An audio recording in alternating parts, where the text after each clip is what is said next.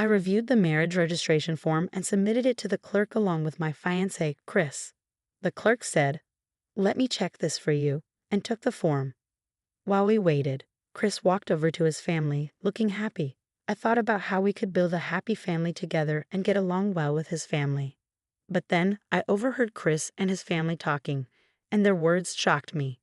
They said things like, "Once she submits the marriage form, she won't be able to escape us easily, and I finally got my servant. I won't have to work now." They even praised Chris for doing well and talked about how they could live luxuriously. One of them said, "I'll let her do all the housework, and we can live gracefully from now on." I couldn't believe what I was hearing. I was frozen in surprise. The clerk, who had heard the conversation too, looked at me with wide eyes. Maybe Chris and his family were so excited that they didn't realize they were speaking so loudly. The clerk then whispered to me, "There's no problem with the form, but I'll give this back to you," and gently handed it back. I whispered, "Thank you so much," and put the form in my bag. My name is Mary, and I'm a 30-year-old office worker. I worked really hard to get into a top high school and university, and then landed a job at one of the world's most famous IT companies. I focused on doing my best at work, and I was promoted to section manager by the age of 30.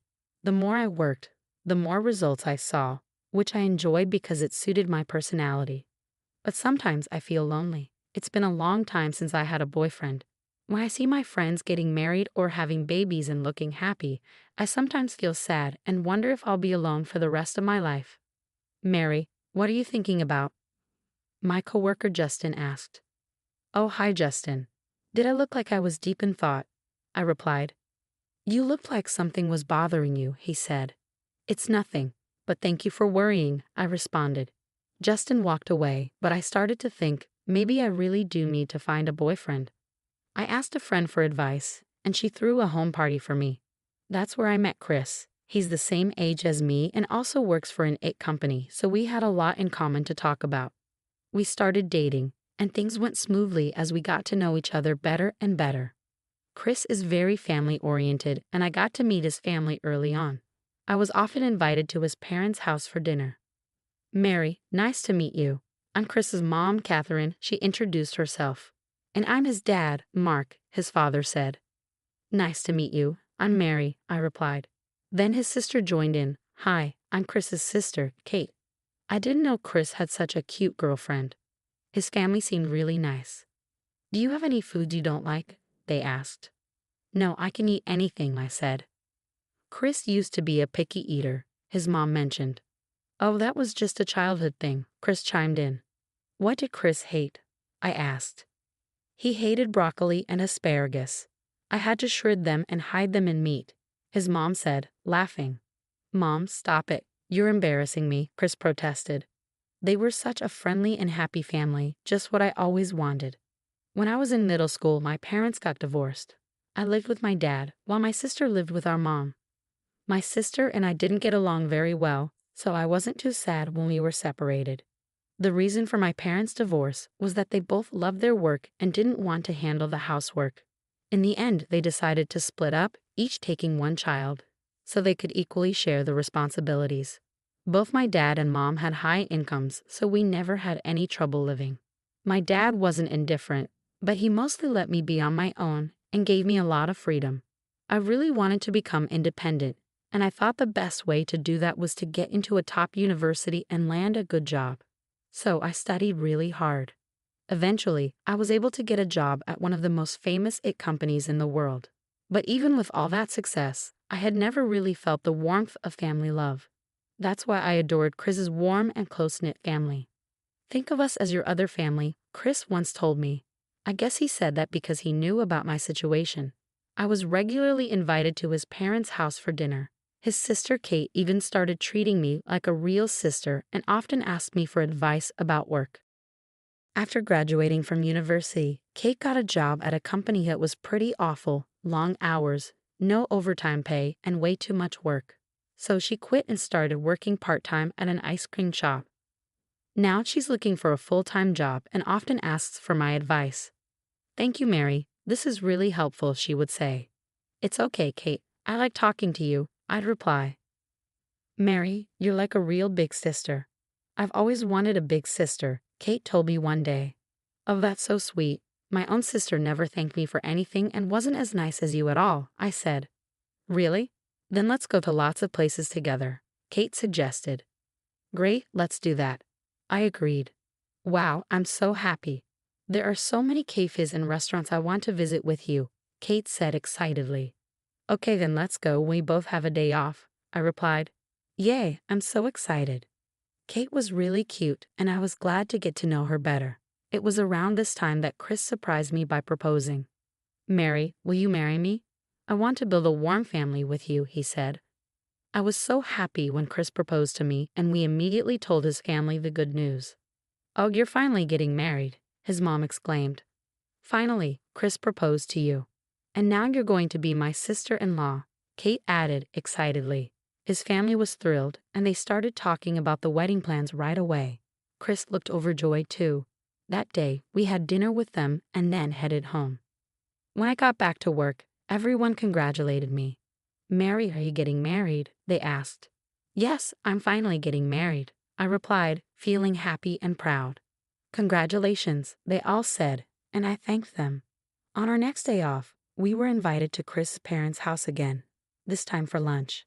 On the way there, Chris said, I have something important to tell you later.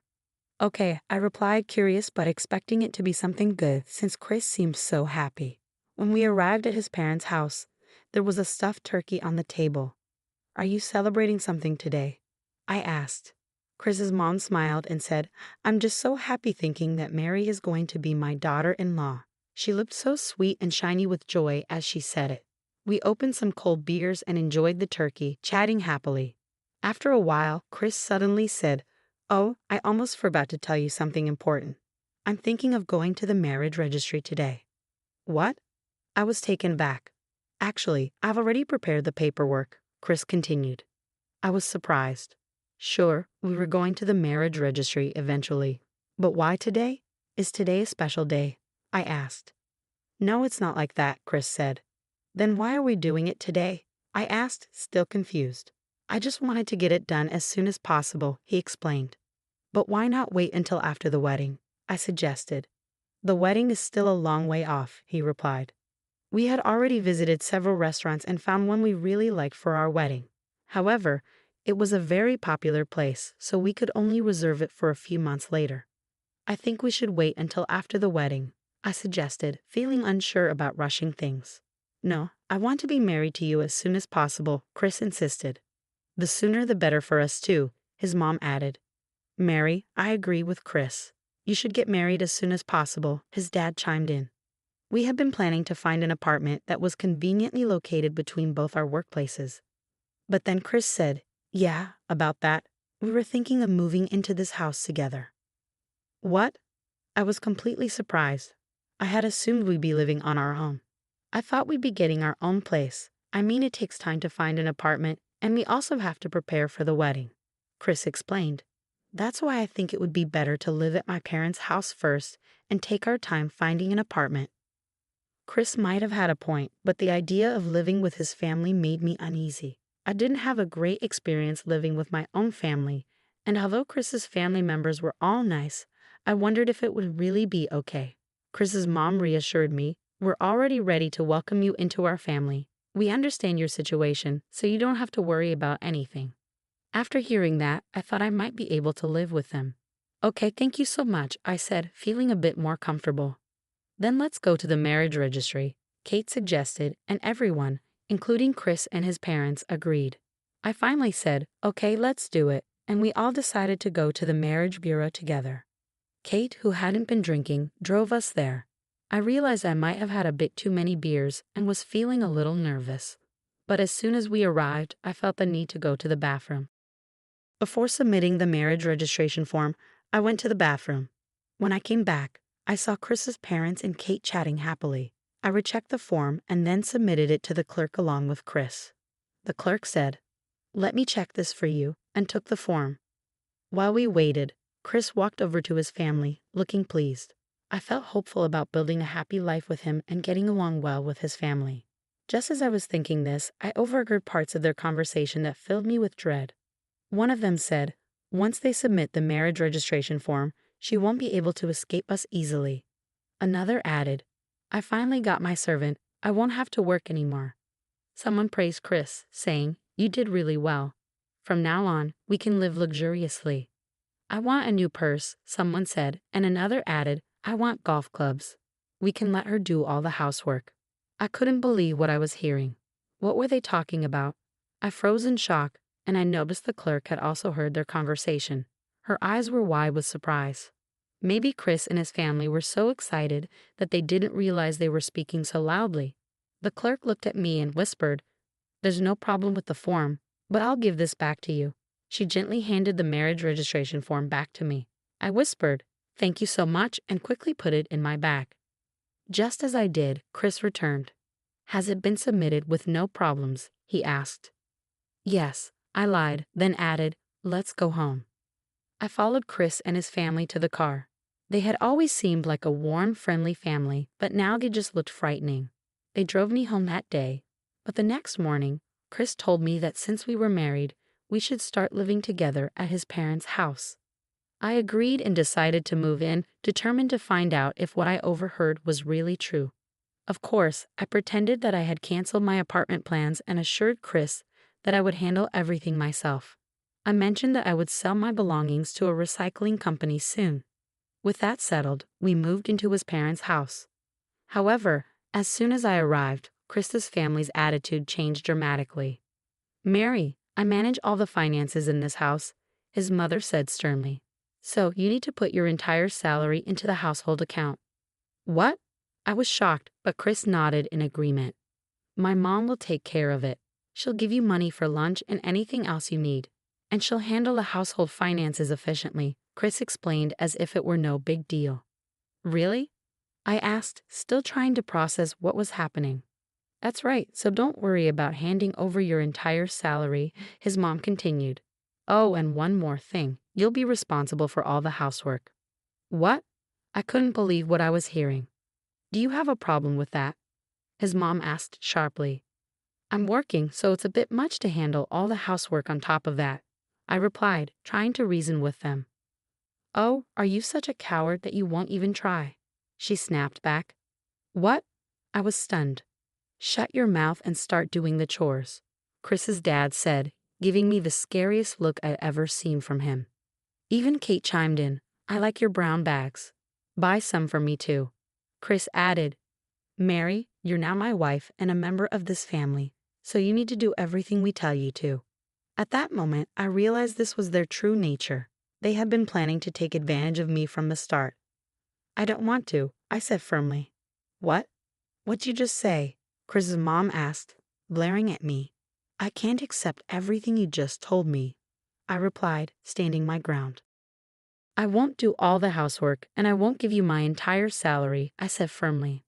When I said this, Chris and his family became furious. Hey Mary, what are you talking about? You're our daughter-in-law now. Just do what we tell you, Chris's mom said, her voice full of anger. Your only value is to make our lives easier, added Chris's dad. I'm not your daughter-in-law, I replied, standing my ground. What? Chris's mom was stunned. You had that conversation at the marriage bureau, didn't you? I asked. After what I overheard, I decided not to register our marriage. Their faces turned pale. Oh no, did you really not submit the form? Chris's mom asked urgently. I already threw the marriage registration form in the trash, I said. I can't live with people who take advantage of me. Let's just break up. Chris slumped to the floor, clearly devastated. I left the house immediately. It turned out that Chris's family had already planned an overseas trip for the four of them, including booking a luxury hotel and first-class airline tickets, all based on the assumption they'd be getting my salary. Since I broke up with Chris the day before the trip, they had to pay a lot of cancellation fees. Chris asked me to cover the cancellation fees, but of course I refused and blocked him from contacting me. Now, they're about $50,000 in debt and are all arguing with each other. It seems their only connection was money, and their relationships weren't very strong. Mary, did you cancel the marriage? Justin asked when I ran into him. Oh, Justin, you heard about that already, I said. Rumors spread fast, he noted, looking amused. You can laugh if you want, I said. I'm not laughing, I'm actually happy, Justin admitted, though he looked a bit embarrassed. Why's that? I asked. Because it means I have a chance, he replied. A few months later, Justin asked me out and recently proposed to me. I'm so happy now. Chris and his family were only nice to me at the beginning to take advantage of me. I'm relieved I discovered their true nature before we got married. I was curious about what happened next with Justin, but for now, I wish Mary a happy marriage this time around. Thank you for watching. Please subscribe to our channel if you enjoyed the video.